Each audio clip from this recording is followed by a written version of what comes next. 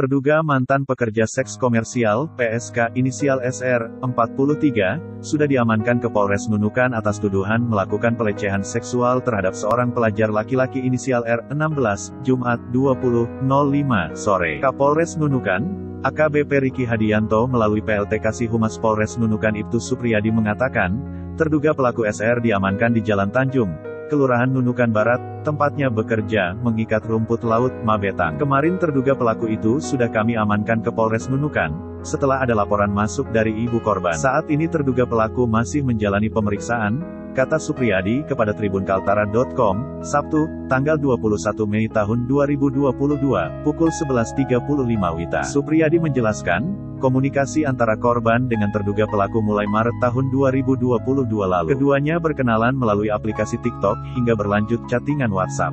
Korban R merupakan anak pekerja migran Indonesia, PMI. Kedua orang tuanya bekerja di Keningau, Malaysia. Ia mulai sering menemui terduga pelaku, setelah SR mau menjadikan R sebagai anak angkatnya. Di Nunukan, korban tinggal di asrama sekolah. Dari cerita orang tua dan guru korban, selesai jam sekolah, korban sering minta izin kepada kepala asrama untuk beribadah. Ternyata pergi ke kos perempuan itu, ucapnya.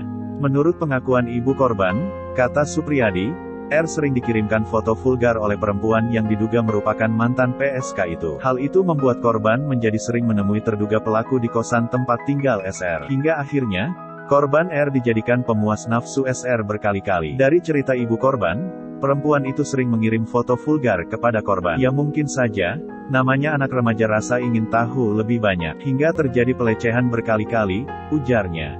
Supriyadi menuturkan, pertemuan hingga berujung pelecehan yang dialami korban membuat perilaku R mengalami perubahan drastis di sekolah. R yang dikenal siswa yang ceria, kini cenderung melamun dan sering didapati gurunya berbicara seorang diri. Padahal anaknya dikenal selalu ceria.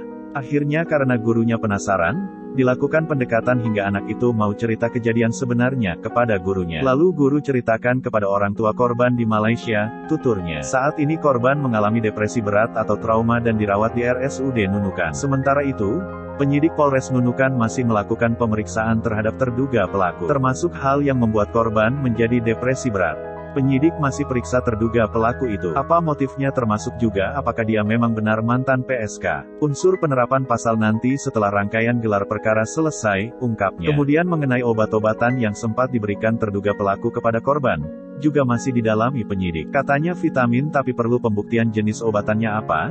Tersangka masih diamankan, belum dilakukan pemeriksaan mendalam, imbuhnya. Jangan lupa like, share, subscribe. Terima kasih sudah menonton TNT Channel.